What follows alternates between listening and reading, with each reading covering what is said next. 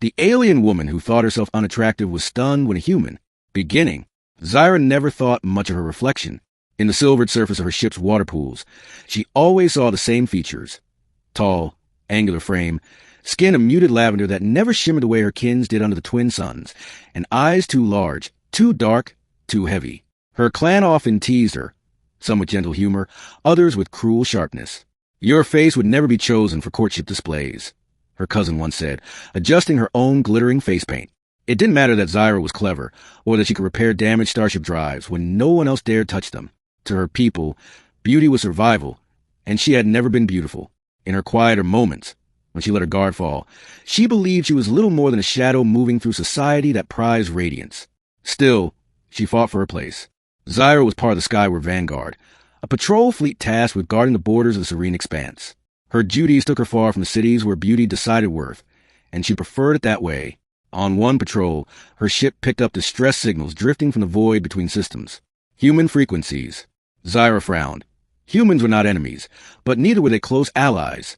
Their wandering colonists sometimes crossed serene space, though rarely without warning. Her commander, a severe woman whose scales caught starlight like jewels, dismissed the signal. Too far. Too dangerous. We have no obligation. But Zyra couldn't let it go. Something about the weak, pulsing call gnawed at her. It was so faint she suspected whoever sent it barely had life left. Against orders, she adjusted course. Hours later, she found the wreck, a human transport, hull torn by micrometeors, life support flickering. She expected death, but inside, she found a survivor. He was unconscious, his oxygen mask cracked but functional. A man, human, perhaps in his late 20s by their reckoning. His hair floated around his face in the failing gravity, his skin pale from oxygen deprivation. Zyra pulled him aboard her small craft, sealed the airlock, and gave him stabilizers. When he stirred hours later, his eyes opened, strange, small, but startlingly bright. They fixed on her, and for a moment, she felt as though he truly saw her. Not her flaws, not her dull lavender skin, but her. "You saved me," he whispered hoarsely. She had no words. Her throat tightened. No one had ever looked at her that way before.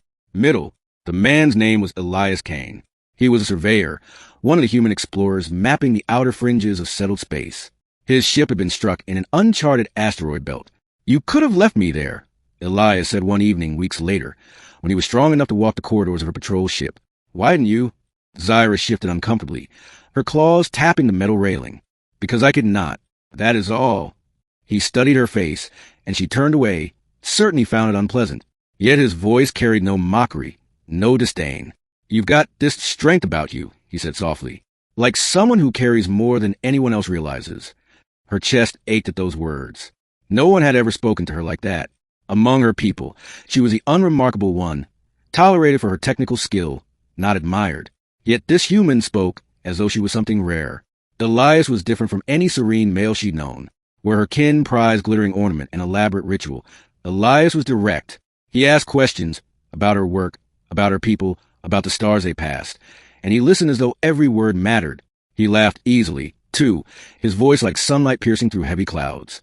Once, as she adjusted a coolant relay, he leaned over her shoulder. "Your hands move like an artist," he said. Zyra froze, heat flushing through her body. Her hands? Her clawed, ungainly hands? No one had ever compared them to anything but tools. She pulled away, embarrassed, muttering something about efficiency, but his words lingered long after. As weeks passed, Elias grew stronger, and the bond between them deepened. They spent long nights in the observation deck, watching distant galaxies spin in the dark. He told her about Earth, about oceans that roared and forests that breathed, about cities filled with countless human faces, each different, each carrying its own beauty. When she asked him what beauty meant to humans, he said something that unsettled her. "Beauty isn't one thing," Elias explained. "It's not a single shape or color. It's how someone makes you feel, how they move, how they carry themselves, how they make the world brighter just by existing." Zyra fell silent, afraid to hope, afraid to ask a question trembling on her tongue. Did he see that in her?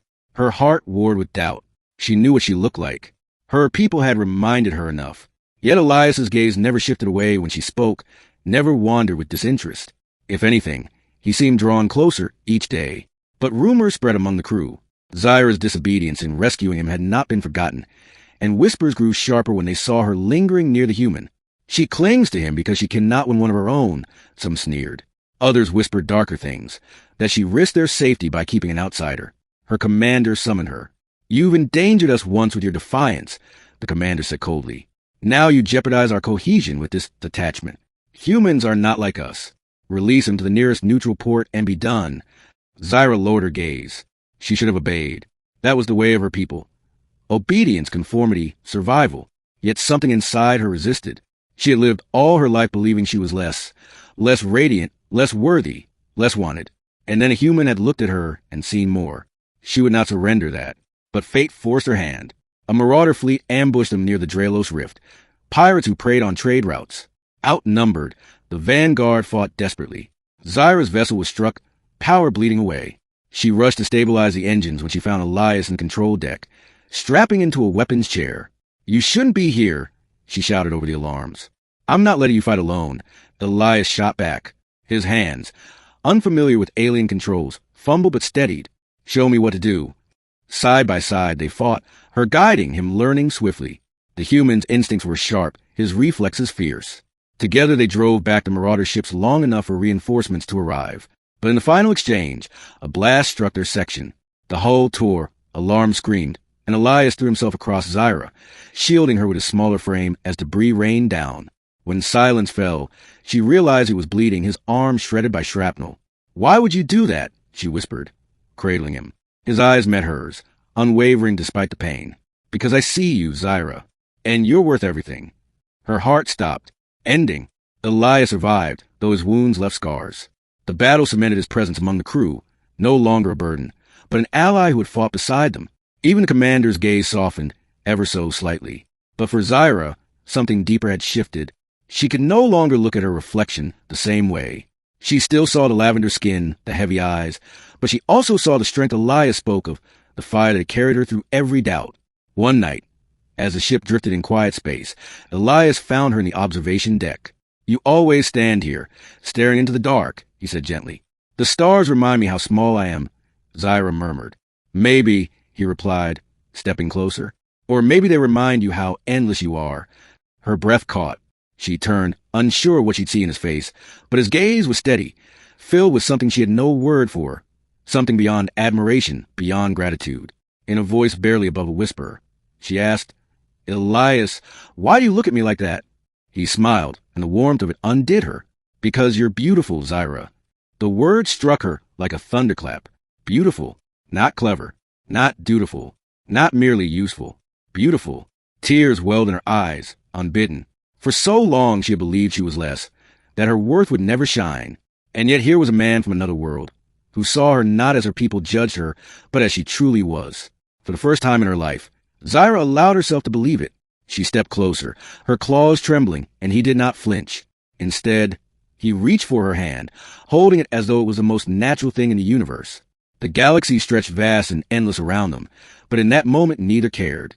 They had found something rarer than any star, something more powerful than any fleet, a connection that defied every expectation, every doubt. Zyra had thought herself unattractive. She had thought herself unwanted, but the human had proven her wrong, and she would never forget it.